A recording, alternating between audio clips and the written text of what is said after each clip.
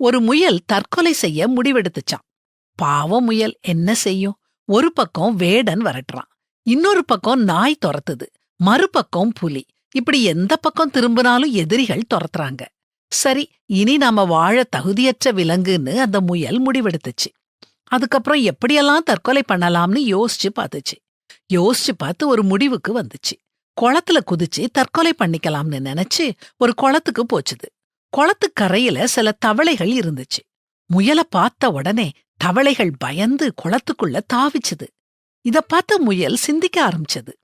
அட, நம்மையும் பார்த்து பயப்பட இந்த உலகத்துல உயிரினங்கள் இருக்குதே அப்படின்னு ஆச்சரியப்பட்டுச்சு. தன்னுடைய தற்கொலை முடிவை மாத்திக்கிட்டு தைரியத்தை வரவழைச்சுக்கிட்டு தன்னம்பிக்கையோட வாழ முயற்சித்துதான். பிரச்சனைகளை எதிர்கொள்ள தைரியம் இல்லாம கோழைகள் தான் தற்கொலை செய்ய முடிவெடுப்பாங்கன்னு பொதுவா சொல்வாங்க. ஆனா இது தவறான கருத்து. தற்கொலை செய்ய வலிமையான மனம் வேணும். அவ்வளவு வலிமையான மனம் இருந்தா நாம ஏன் இறந்து போறத பற்றி நினைச்சு பார்க்கணும்? வாழ்ந்துதான் பார்த்துடலாமே. அது மட்டும் இல்ல, தற்கொலை பண்ணி நாம இறந்து போயிட்டோம்னா அடுத்து நமக்கு என்ன நடக்கும்? நாம சொர்க்கத்துக்கு போவோமா, நரகத்துக்கு போவோமா?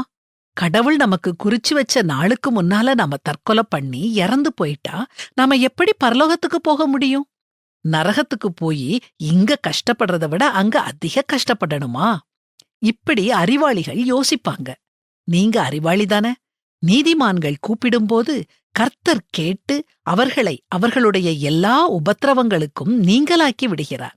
நொறுங்குண்ட இருதயமுள்ளவர்களுக்கு கர்த்தர் சமீபமாயிருந்து நறுங்குண்ட ஆவியுள்ளவர்களை ரட்சிக்கிறார். நீதிமானுக்கு வரும் துன்பங்கள் அநேகமாயிருக்கும். கர்த்தர் அவைகள் எல்லாவற்றிலும் நின்று அவனை விடுவிப்பார்.